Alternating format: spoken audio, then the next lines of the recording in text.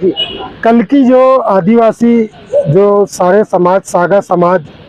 का जो स्थान था, हमारा मालदेव का बड़ा देव का जो स्थान था, जो निगम की कल जो कार्रवाई हुई, निगम ने जो कार्रवाई कल यहाँ पे की, तोड़ फोड़ की, उससे सारा आदिवासी समाज बहुत आहत है। और इस दुर्भाग्यपूर्ण है ये आदिवासियों के साथ कि जहाँ आदिवासी के स्थान है और वर्षों हजारों साल पुराना स्थान को क्षतिग्रस्त किया गया, मूर्ति खंडित की गई बड़े देव की। और इसको लेके हमने कल जो प्रशासन से मांग की और प्रशासन को जो बताया, प्रशासन ने जो हमको पंचनामा में 3 दिन का हमको उन्होंने अल्टीमेटम दिया कि 3 दिन में हम इसकी जांच करके और इसको ठीक करेंगे और इस स्थान को यथास्थिति बनाएंगे, रखेंगे जैसे पहले था वैसा इस स्थान को करने का 3 दिन का। पर आदिवासी समाज का यह भी कहना है कि भाई कई जगहों पे ऐसे मंदिर बन रहे हैं, मस्जिदें बन रही है और अन्य स्थान, हम किसी भी धर्म या किसी के उसके खिलाफ नहीं है, पर आदिवासी समाज के साथ जो अत्याचार निगम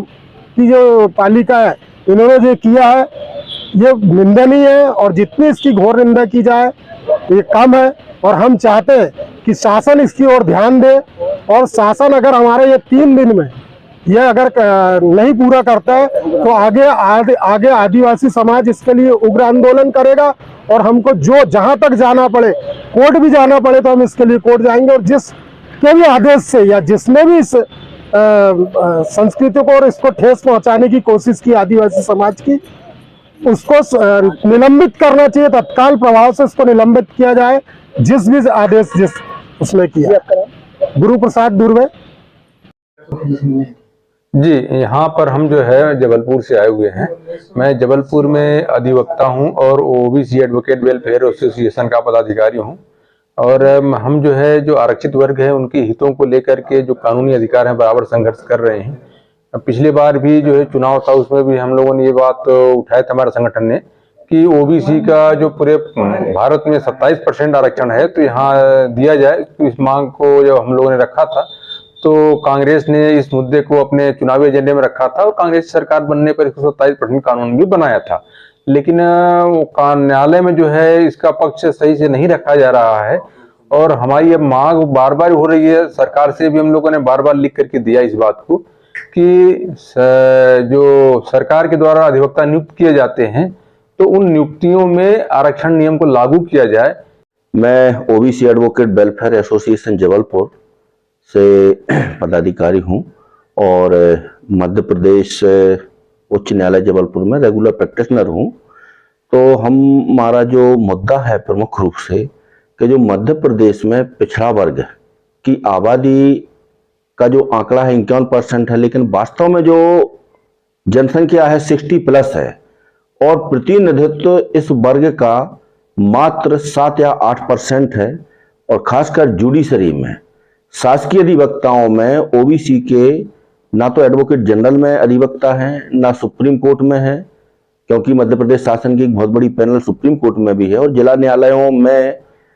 भी अधिवक्ताओं की नियुक्ति होती है। तो इसमें एक वर्ग विशेष के लोगों को ही नियुक्त किया जा रहा है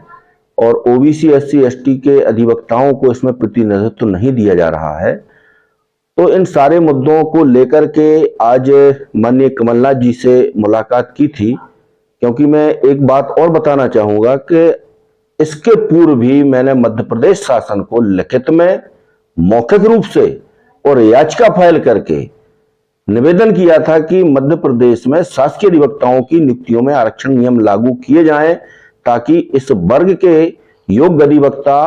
हाईकोर्ट और सुप्रीम कोर्ट। मैं महेंद्र सिंह पिछड़ा वर्ग कांग्रेस में प्रांतीय उपाध्यक्ष हूं और कांग्रेस पार्टी का महासचिव भी हूं प्रांतीय। और मैं वर्तमान का जो राजनीतिक परिदृश्य है उसके बारे में बात करना चाहता हूं। माननीय राहुल गांधी जो कांग्रेस पार्टी के जो नेता हैं हमारे, उन्होंने एक विशेष अभियान वर्तमान में चलाया है कि और उन्होंने ये कहा है कि हम पिछड़े वर्ग को जनगणना करा करके उनकी संख्या के अनुपात में आरक्षण देंगे,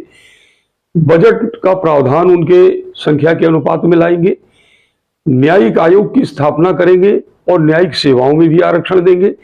महिलाओं का जो आरक्षण हुआ है उनकी मांग है कि महिलाओं के आरक्षण के भीतर भी आरक्षण ओबीसी और एससी एसटी की महिलाओं को दिया जाए। आगे उन्होंने ये कहा है कि हम संगठन में जितने पद हैं उन समस्त पदों में 50% पद ब्लॉक, जिला,